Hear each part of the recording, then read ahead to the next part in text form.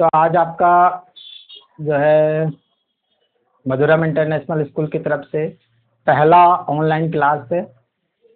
तो ये class specially class 6 के बच्चों के लिए है, जिसमें आज हम लोग पढ़ेंगे मैथ। जैसा कि हम लोगों का सिलेबस रुका हुआ था, तो आज हम लोग पढ़ेंगे लेसन 7.2। 7.2 में सब कोई पहले तो बुक निकाल लें अपना, और अपने साथ एक कॉपी भी रखें, ताकि लिखना भी है। जो जो हम लिखवाएंगे या तो स्क्रीनशॉट ले लें या फिर नोट डाउन कर लें। तो आज हम लोग पढ़ेंगे 7.2 मैथ क्लास। पहला क्वेश्चन है, a man goes 7 kilometre east. एक आदमी है जो 7 किलोमीटर ईस्ट मतलब पूर्व दिशा की ओर बढ़ रहा है, एंड देन 24 किलोमीटर नॉर्थ। और फिर उसके बाद वो 24 किलोमीटर नॉर्थ डायरेक्शन में, यानी कि उत्तर की दिशा की ओर बढ़ रहा है। तो क्वेश्चन क्या कह रहा है कि how far is he away from the initial point. वो अब अपने इनिशियल पॉइंट से, यानी कि प्रारंभिक बिंदु से कितनी दूरी पर है। तो इसके लिए सबसे पहले आप लोगों को नॉलेज होना चाहिए डायरेक्शन का, कि हम लोग अगर मैप बनाते हैं और 2D मैप जब बना रहे हैं, हम लोग फिजिकली अभी खड़े हैं, तो सामने कौन सा दिशा है इसको छोड़कर जब हम बुक में या कॉपी में ड्रॉ करते हैं दिशा, तो हम लोग कैसे करते हैं। तो सबसे पहले हम लोग पहले भी बता चुके हैं हम कि इस तरह से प्लस जैसा एक सिंबल बनाएंगे, और इसमें ये चूंकि हमारा डायरेक्शन को शो करने वाला सिंबल है, और इसको हम लोग जानते हैं कि सबसे ऊपर होता है N फॉर नॉर्थ डायरेक्शन और S for south. That means north के ठीक अपोजिट कौन सा डायरेक्शन होगा, साउथ डायरेक्शन। इस तरफ होगा हमारा ईस्ट एंड इस तरफ वेस्ट, यानी कि W फॉर वेस्ट। तो नॉर्थ, साउथ, ईस्ट, वेस्ट। जब भी इस तरह का क्वेश्चन आए तो हम लोग क्या करते हैं, ये एक डायरेक्शन बेस्ड क्वेश्चन है, तो हम लोग स्टार्टिंग पॉइंट से जिस डायरेक्शन में जाने के लिए बोल रहे हैं उस डायरेक्शन में जाएंगे। जैसे ईस्ट बोल रहा है तो हम लोग पहले ईस्ट की ओर जाएंगे, और उन सभी से पहले हम लोग क्या करने वाले हैं,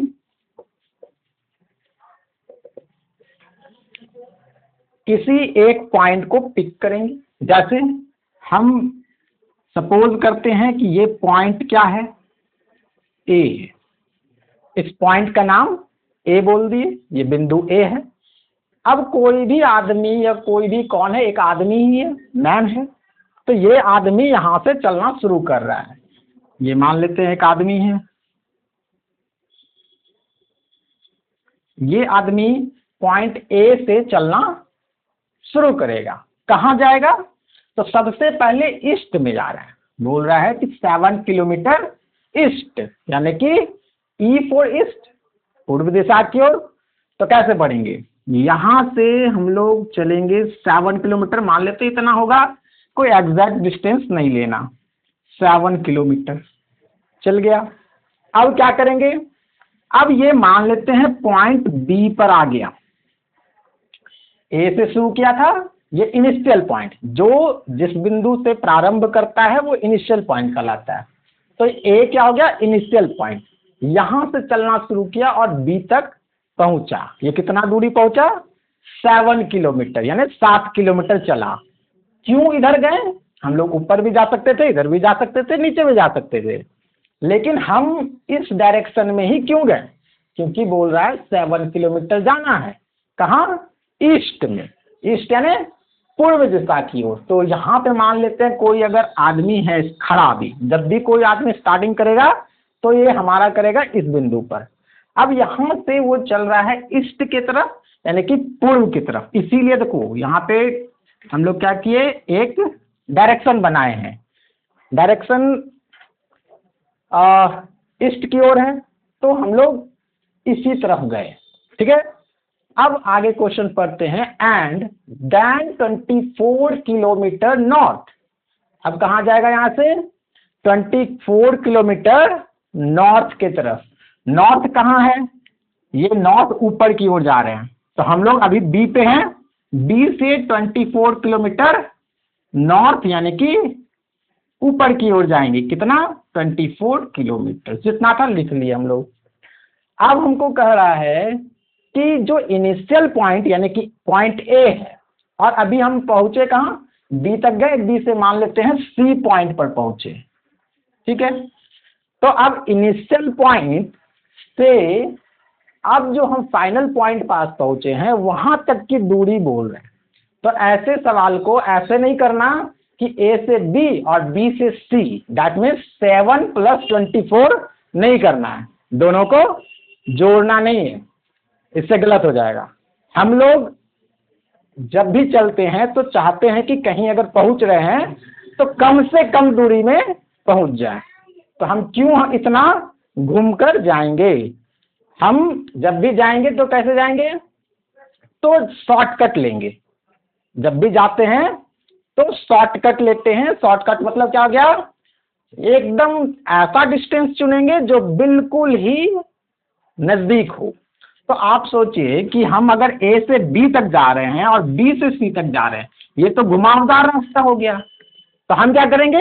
बिल्कुल स्ट्रेट यानी सीधी रास्ते को चुनेंगे। मान लेते हैं ऐसे हम चल गए, तो कौन ज्यादा आसान होगा? इस तरह से जाना या इस तरह से जाना? तो बिल्कुल ही हम एकदम शॉर्टकट रास्ता ए से सी तक ही चले गए, बी जाने की आवश्यकता ही नहीं है। तो हमको क्या निकालना है? इनिशियल से फाइनल का डिस्टेंस, मतलब ये वाला डिस्टेंस निकालना है हमको, ये वाला। तो ये कितना है? तो मान लेते हैं ये x किलोमीटर है, और जो x का वैल्यू होगा वही हमारा आंसर हो जाएगा। तो क्या करने वाले हैं? तो पहले तो लिखते हैं जो जो क्वेश्चन में दिया गया है। तो लिखते हैं गिवन, क्या दिया गया है? इनिशियल तो ईस्ट की ओर जा रहा है बी पॉइंट तक, यानी कि ए बी, ये डिस्टेंस दिया गया। कितना? 7 किलोमीटर। ए बी कितना दिया गया है? 7 किलोमीटर। और भी कुछ दिया गया है, एंड और दिया गया है बी से सी। ये कितना दिया गया है? ये दिया गया है 24 किलोमीटर। दो चीज दिया गया है। अब हमको निकालना क्या है? ए से सी। हमको निकालना है ए सी। ए सी कितना पता नहीं है, और इसी को हम लोग एक्स सपोज कर लिए, एक्स लेट मतलब मान लिए। ठीक है, एक्स किलोमीटर चलना है, किलोमीटर भी लिख देते हैं यहाँ पे।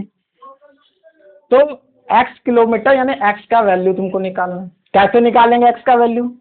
तो यहाँ पे लिखेंगे वी नो दैट। हम लोग जानते हैं, क्या जानते हैं? एक पाइथागोरस थ्योरम होता है, ठीक ना?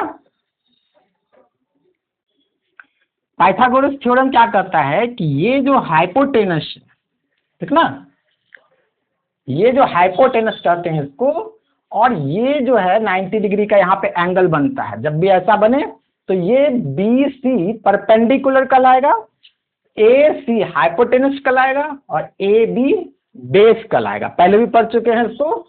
तो हम लोग क्या करेंगे?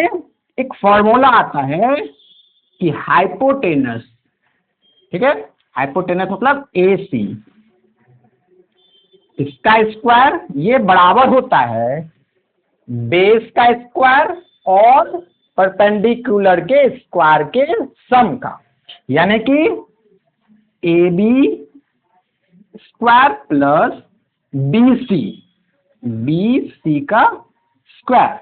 अगर हम दोनों के स्क्वायर को प्लस कर दें तो ये ए सी यानी कि हाइपोटेनस के स्क्वायर का बराबर होगा। अब वैल्यू पता है, ऊपर लिखे हुए हैं, तो यहाँ पे हम लोग वैल्यू रखते हैं। ए सी का कितना वैल्यू है? ए से सी एक्स किलोमीटर, यहाँ भी लिख दिए हैं, तो लिख देते हैं एक्स स्क्वायर। ठीक है, ए बी कितना है? 7 किलोमीटर, तो किलोमीटर बाद में लिखेंगे 7 स्क्वायर। ठीक है, उसके बाद प्लस BC, BC कितना है 24, यहां भी लिख दिए हैं, तो 24 किलोमीटर स्क्वायर। ठीक है, अब हम लोग क्या करेंगे, तो हम लोगों को यहाँ पे x स्क्वायर है, हमको x स्क्वायर नहीं निकालना, सिर्फ x निकालना है। तो x निकालने के लिए ये स्क्वायर इक्वल टू के उस तरफ जाके रूट हो जाता है, तो यहाँ पे हो जाएगा x equal to 7 square plus 24 square, इन दोनों का रूट। जब भी x स्क्वायर को उस तरफ लेके जाएंगे तो ये हो जाएगा रूट। ठीक है, अब आगे इसको देखते हैं। अब इसको कैसे सॉल्व करें, तो हम लोग जो भी चीज पे स्क्वायर है उसका स्क्वायर निकाल लिख देंगे वहां पे, यानी x equal to root under 7 का स्क्वायर कितना 49 और 24 का स्क्वायर कितना हो जाएगा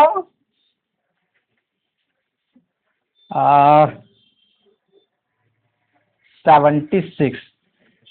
ठीक है, अब क्या करेंगे, अब इसको प्लस करेंगे, तो यहाँ पे रूट अंडर 9 6 15 1 और 7 8 और 4 8 4 12 1 बचेगा और यहाँ 5 1 6। अब यहाँ पे क्या हो जाएगा, अब इसको सॉल्व करने के लिए होता क्या है कि इस रूट में 2 का पेयर बनाते हैं, पेयर बनाएंगे हम लोग। तो पेयर कैसे बनाएंगे, ये नंबर को अगर हम ब्रेक डाउन करते हैं तो 25 इंटू 25 आता है। ठीक है, यानी 25 को 25 से मल्टीप्लाई करेंगे तो इतना आएगा। ठीक है, तो अब फाइनली हम लोग 2 के पेयर में से कोई एक बाहर कर लेते हैं, देयरफॉर x इक्वल टू कितना आ जाएगा 25। ठीक है, अब ये 25 क्या है किलोमीटर, तो लास्ट में फाइनली लगा देंगे किलोमीटर और यही हो जाएगा आंसर।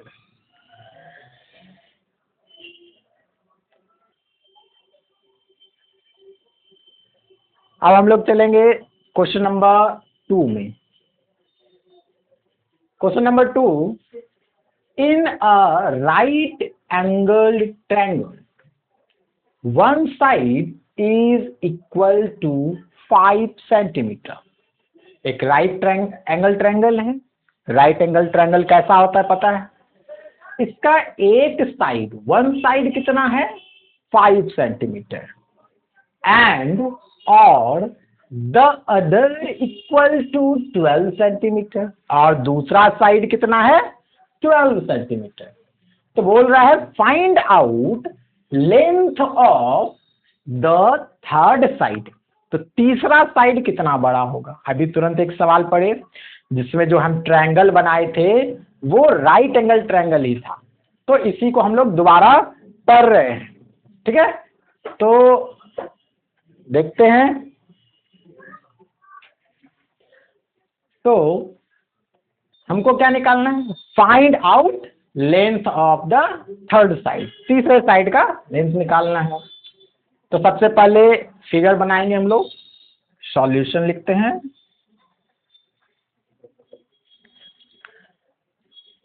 ये फिगर एक राइट एंगल ट्रायंगल है, तो हम लोग इस तरह का बनाएंगे ट्रायंगल जिसमें एक एंगल 90 डिग्री होगा। तो ये हमारा एंगल जो है 90 डिग्री हो गया।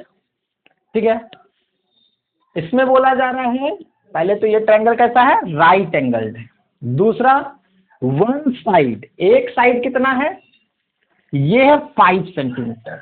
तो मान लेते ये बेस अगर है, अच्छा ये ट्रायंगल होने के लिए तीसरा साइड भी चाहिए, तो हम थर्ड साइड, थोड़ा सा टेढ़ा हो गया, ये सही है, थर्ड साइड भी बना लिए। अब ये एक ट्रायंगल बन गया और ये एक कैसा ट्रायंगल है राइट एंगल ट्रायंगल। क्यों है, क्योंकि एक एंगल राइट एंगल ट्रायंगल में एक एंगल कोई भी वो 90 डिग्री होगा, तो 90 डिग्री है यहाँ पे। अब इसका नेम दे देते हैं, ये हम ए ओ बी कुछ भी नेम दे सकते हैं, फिलहाल हमने ए ओ बी दे दिया। अब इसका जो है एक साइड है 5 सेंटीमीटर, मान लेते हैं बेस साइड, नीचे जो होता है बेस साइड होता है, ये हो गया 5 सेंटीमीटर।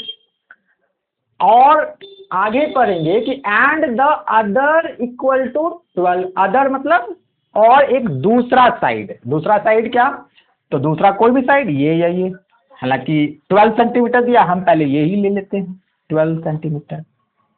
ठीक है, तो दोनों साइड लिख दिए, एक साइड 5 सेंटीमीटर, एक साइड 12 सेंटीमीटर। अब बोल रहा है कि लेंथ क्या होगा किसका, थर्ड साइड का, दूसरा साइड इतना है तो थर्ड साइड का लेंथ यानी कि कितना बड़ा होगा। थर्ड साइड कौन बचा, यही बचा ए बी, तो ये मान लेते हैं कितना है x सेंटीमीटर। ठीक है, ये सपोज कर लिए, मान लिए, तो हम लोग लिख देते हैं, पहले दिया क्या गया है, तो इस बार लिखते हैं फ्रॉम क्वेश्चन। क्वेश्चन से क्या बोला जा रहा है, फर्स्ट साइड, फर्स्ट को हम नाम दे दिए हैं ए ओ। ठीक है, तो यहां लिख देते हैं ए ओ इक्वल टू 5 सेंटीमीटर।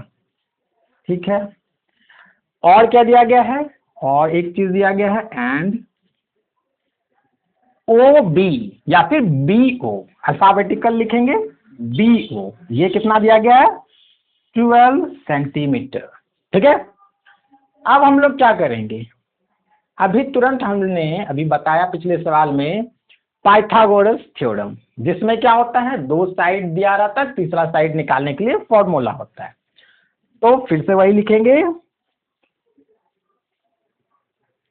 अच्छा हमको यहाँ पे निकालना है ना, एक थर्ड साइड भी लिख देते हैं, क्या ए बी, ए बी ये पता नहीं है तो हम लोग x सेंटीमीटर इसको सपोज कर लिए। अब हमको निकालना है क्या, अब निकालना है पाइथागोरस थ्योरम से x का वैल्यू, तो वी नो दैट, तो हम लोग क्या जानते हैं पाइथागोरस थ्योरम कि ए ओ या फिर ए बी जो निकालना है, ए बी इसका होल स्क्वायर, ये हमेशा इक्वल होगा ए ओ और बी ओ के स्क्वायर का सम का, ए ओ का स्क्वायर प्लस बी ओ के स्क्वायर, इन दोनों का अगर सम निकाल देते हैं, प्लस कर देते हैं, तो ये हमेशा इसके यानी x के इक्वल होगा। तो यहाँ पे वैल्यू पुट कर देते हैं फटाफट, ए बी का वैल्यू कितना है, ए बी x सेंटीमीटर, तो x स्क्वायर हो गया ये, ए ओ कितना है, तो ए ओ है हमारे पास 5 सेंटीमीटर। ठीक है, तो यहाँ पे लिखते हैं 5 का स्क्वायर, सेंटीमीटर लास्ट में लगा देंगे, जो भी यूनिट होगा उसको लास्ट में लगाएंगे, प्लस बी ओ कितना है, तो बी ओ है 12 सेंटीमीटर, तो यहाँ पे लिख देते हैं 12 का स्क्वायर। ठीक है, थोड़ा सा 2 को छोटा लिखेंगे ताकि स्क्वायर पता चले, पावर है वो। अब हम लोग सेम प्रोसेस, इस स्क्वायर को उस तरफ लेके जाएंगे तो रूट हो जाएगा। ठीक है, तो यहाँ बचेगा x and equal to 5 square plus 12 का स्क्वायर, और ये हो जाएगा इधर रूट। ठीक है, अब इसको सॉल्व करना है, कैसे सॉल्व करेंगे, तो इस तरफ लिख देते हैं कि x इक्वल टू क्या हो जाएगा 5 का स्क्वायर, कितना होता है 5 का स्क्वायर 25। ठीक है, और 12 का स्क्वायर कितना हो जाएगा 144। ठीक है, फिर से therefore ये लिखते जाना है x equal to root under, plus करना है इसको, कितना हो जाएगा 5 और 4 9। ठीक है, एंड 4 और 2 6, और ये हो जाएगा 1। ठीक है, अब इसको फिर से रूट से बाहर निकालेंगे, तो कैसे निकालेंगे अभी तुरंत बताएं कि पेयर होना चाहिए, जोड़ा जैसा बनाना है कुछ, कैसे बनाएंगे तो वो अगले क्लास में सीखेंगे। पहले क्या होगा यहाँ पे, तो यहाँ पे 13 इंटू 13 हो जाएगा, ठीक है ना, जब भी मल्टीप्लाई करेंगे वो 169 आएगा, करके देखना है। तो हमारा फाइनल आंसर क्या निकल गया, देयरफॉर x इक्वल टू 2 13 में से कोई एक को बाहर करेंगे यानी कि 13, और ये क्या था सेंटीमीटर सेंटीमीटर चल रहा था, तो x क्या हो गया, सेंटीमीटर, और यही हो जाएगा आंसर, और यही है थर्ड साइड। ठीक है, कोई दिक्कत नहीं।